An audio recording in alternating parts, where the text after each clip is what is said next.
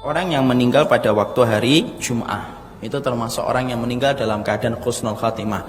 Walaupun sebagian ulama itu tidak menyetujui secara keseluruhan. Kenapa? Karena mereka mempunyai satu alasan.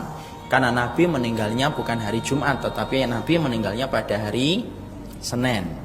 Dan kita mendapati ya Abu Bakar pun meninggalnya juga ingin sekali diwafatkan pada hari ketika Nabi meninggal dunia. Pada hari apa? Senin. Makanya ketika saat itu Abu Bakar nanya ketika detik-detik kematiannya, ini hari apa? Karena sudah mulai lupa hari. Ini hari apa ini? Jum'ah, apa hari Ahad? Sudah malam gitu kata Abu Bakar itu. Malam. Dan aku berharap aku meninggal pada hari ketika Nabi diwafatkan oleh Allah. Dan kita tahu Nabi diwafatkan pada hari Senin. Nah, sebagian ulama memberikan ta'liq. Apa itu ta'liq, Pak? Ta'liq itu komentar, ya. Jadi kalau memang hari Jumat itu matinya mendapatkan husnul khatimah, tentunya pasti Nabi, Abu Bakar dan para sahabat-sahabat besar pun dimatikan hari Jumat. Tapi yang jelas di antara beberapa riwayat disebutkan orang yang meninggal pada hari Jumat termasuk salah satu orang yang mendapatkan tanda iman dalam matinya. Makanya Rasulullah SAW bersabda, "Ma min muslimin yamutu yaumal jumu'ati aw lailatal jumu'ati illa waqahullahu fitnatal qabr." Tidaklah seorang muslim yang dia itu meninggal pada hari Jumat ataupun malam Jumat, Kamis malam, kecuali ketika dia meninggal dunia Allah menjaganya dari fitnahnya kubur. Jadi fitnahnya kubur, ya.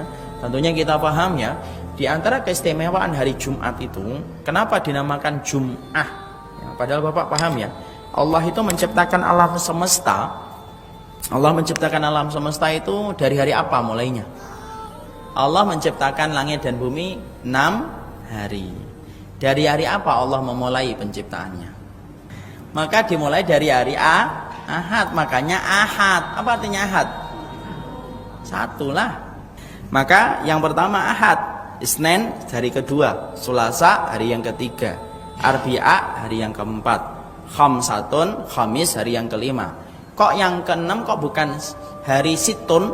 Kan Sitatun. Kok malah Jum'atun? Karena diambil dari jamaah, Pak. Apa itu jamaah? Karena berkumpulnya semua kebaikan itu pada hari Jumat. Sayyidul Ayyam. Makanya kemudian Sayyidul Ayyam. Tapi bukan berarti kemudian kita salah loh mengartikan tidak mau beramal kecuali hari Jumat. Tapi yang jelas bahwa Jumat itu merupakan hari yang istimewa. Dan ditegakkan hari kiamat nanti pada hari apa?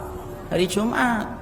Makanya Bapak paham ada sebuah hadis dari Bukhari. Binatang melata itu, binatang-binatang di atas muka bumi ini, itu kalau mereka pada hari Jumat dikatakan oleh Nabi, semua binatang kalau hari Jumat itu pendengaran mereka lebih peka dan lebih sensitif pada hari Jumat.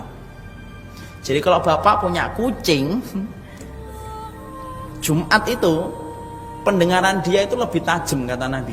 Musikhah itu tajam banget dia pendengarannya. Kenapa? Karena dia khawatir bahwasanya hari itu akan ditegakkan hari kiamat. Masya Allah, hewan aja takut Pak sama hari kiamat, ya. Dan itu kita yakin pasti nanti ilmu pengetahuan akan membuktikan itu. Yakin demi Allah karena hadis sahih dari Bukhari dan tidak mungkin Nabi itu berdusta. Ya, makanya kemuliaannya banyak. Kemuliaan yang Allah berikan pada hari Jumat itu apa? Banyak. Ya, Allah menciptakan Adam, Allah kemudian mengeluarkan Adam, Allah menerima taubatnya Adam. Semuanya dilakukan oleh Allah pada hari Jum'ah. Makanya disebut Sayyidul Ayyam, Sayyidul Ayyam. Makanya kemudian kita disunahkan banyak perkara pada waktu hari Jum'ah. Ya, pada waktu hari Jumat banyak syariat yang Allah perintahkan kepada kita ketika Allah tidak perintahkan pada hari-hari yang lain. Dan salah satunya ini pas ini jam 5 ini. Ini kesempatan jam emas kita ini bertemu dengan kesempatan emas untuk bertemu dalam doanya Allah. Makanya apa? Orang yang berdoa 1 jam sebelum tenggelamnya matahari menjadi salah satu waktu yang sangat utama bagi kita untuk berdoa. Sampai Nabi berkata apa? Yaitu fihi sa'atun la yuwafiquha 'abdun illa a'tahu iyyahu. Tidaklah seorang hamba ketika sudah minta sama Allah pada waktu hari Jumat kecuali dia pasti dikabulkan apa yang dia minta. Masya Allah ya. Sudah hari Jumat Pak, hujan, Bapak safar, habis didolimin orang. Wah sudah itu lengkap itu. Jadi sudah hujan hari Jumat, safar, habis dipukulin orang. Udah itu Masya Allah. Itu doanya nembus ke pintu langit. Jadi itu kemudian doa yang sangat mustajab sekali. Pada hari Jumat itulah kemudian kita mendapati bahwasanya banyak hari-hari yang kemudian menjadi momentum pada hari Jumat, dan Rasulullah menyampaikan dalam hadis yang disampaikan dalam hadis riwayat Imam Ahmad dan Imam Tirmidzi dan Syalbani di dalam kitabnya Ahkamul Janaiz, termasuk yang menyampaikan tentang kesahihan hadis ini. Siapapun yang mereka itu dimatikan dan diwafatkan pada hari Jumat ataupun malam Jumat, maka dia telah terjaga dari fitnahnya kubur. Dan kita paham ya Pak, orang yang masuk surga belum tentu selamat dari adab kubur. Ya, makanya dalam satu riwayat diterangkan sahabat Utsman bin Affan radhiyallahu anhu itu pernah beliau menangis ketika disampaikan kepada sahabat Utsman, apa yang membuatmu menangis wahai Utsman? Maka kemudian Utsman berkata, iya, karena aku khawatir akan mengenai kepadaku adab kubur. Kemudian orang berkata, sesungguhnya kamu adalah orang yang kemudian matinya mesti masuk surga. Karena kita paham ya, Rasulullah itu pernah duduk di pinggir sumur, datang kepadanya Abu Bakar, lalu Nabi mengatakan kabarkan kepadanya surga. Datang Umar bin Khattab, kabarkan kepadanya surga. Ya. Kemudian datang sahabat Utsman, kemudian Nabi mengatakan kabarkan kepadanya surga, tetapi dia akan mendapatkan fitnah dulu sebelum mendapatkan surga. Ya, fitnahnya apa? Yaitu beliau dibunuh ketika menghadapi fitnah. Di situ kita mendapati sahabat Utsman bin Affan, maka sesungguhnya ketika beliau tanya, kenapa kemudian dia itu menangis? Karena sesungguhnya beliau takut dan beliau khawatir bahwasanya beliau terkena azab kubur. Kenapa? Orang yang masuk surga belum tentu dia selamat dari azab kubur. Nah, disitulah kita paham sesungguhnya azab kubur itu merupakan perkara yang harus kita mengerti apa sebab-sebab azab kubur. Salah satunya yang sering kita remehkan, azab kubur itu salah satunya apa? Orang yang tidak sempurna di dalam dia bersuci. Makanya jangan remehkan masalah toharoh Pak, karena toharoh tidak pernah remeh di hadapan Allah. Jadi toharoh itu tidak pernah remeh di hadapan Allah Subhanahu wa taala. Makanya orang yang ketika mereka dalam kondisi toharoh, ketika dia faham maka dia terjaga betul. Jangan digampangkan masalah toharoh karena dia tidak pernah menjadi remeh di hadapan Allah. Ya. Makanya Pak, salah satu di antara praktek yang kurang benar, kalau kita kemudian kencing itu apa? Banyak orang yang kencing belum sempurna kencingnya, dia sudah berdiri keluar setelah dia jalan beberapa langkah, itu najis. Orang yang kemudian kencing di orinoir Pak, dia kencing di orinoir.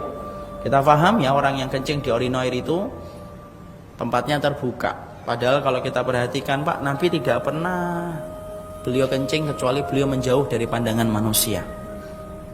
Jadi orinoir itu boleh nggak Ustadz? Boleh kalau darurah, tidak ada lagi kamar mandi, sudah ditahan-tahan, sudah pucuk mau keluar, yang di kamar mandi tidak keluar-keluar, maka baru boleh di orinoir itu, silahkan.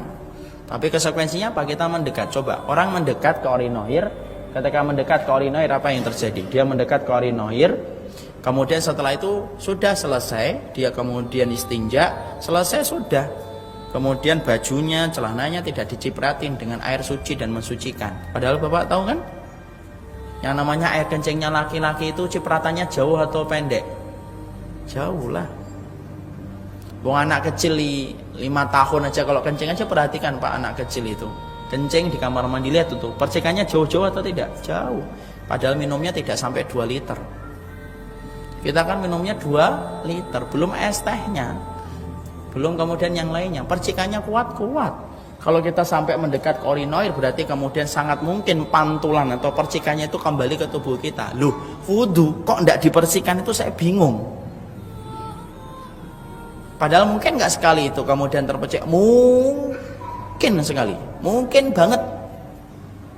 Halah itu kan cuma masalah kecil loh, masalah kecil memang bagi kita, tapi tidak masalah kecil di hadapan Allah. Toharoh itu tidak pernah menjadi masalah kecil Pak. Toharoh tidak pernah menjadi masalah kecil.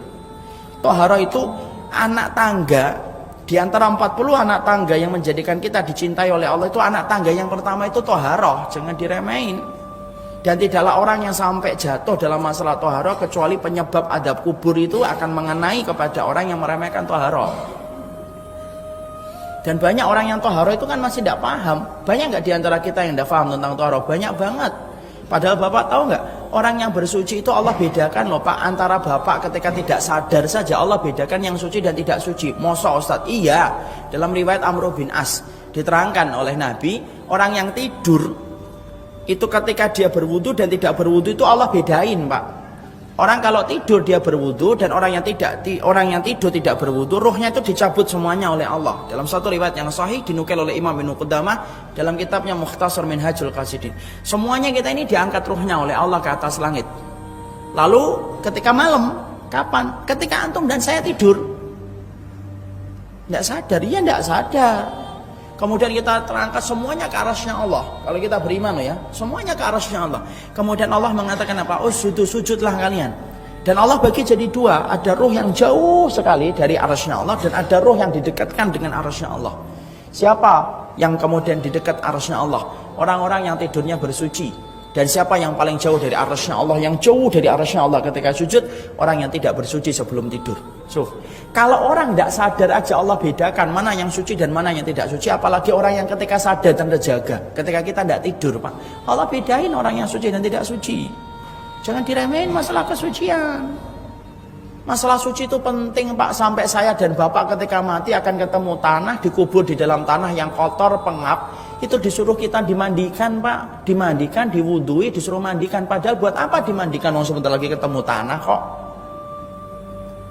Kalau kemudian syariat toharoh itu tidak penting, tidak usah kita dimandikan, sudah cukup kita kemudian dipupui, kemudian pakai bedak, sudah selesai.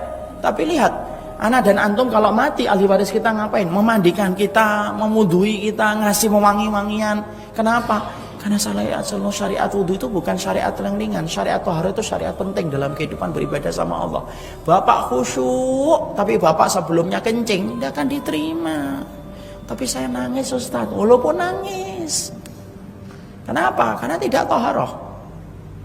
Ya, makanya jangan sampai remehkan air kencing itu. Nama lainnya air kencing itu apa? Api neraka. Nama lainnya kencing itu apa? Ada kubur, itu nama lainnya air kencing itu.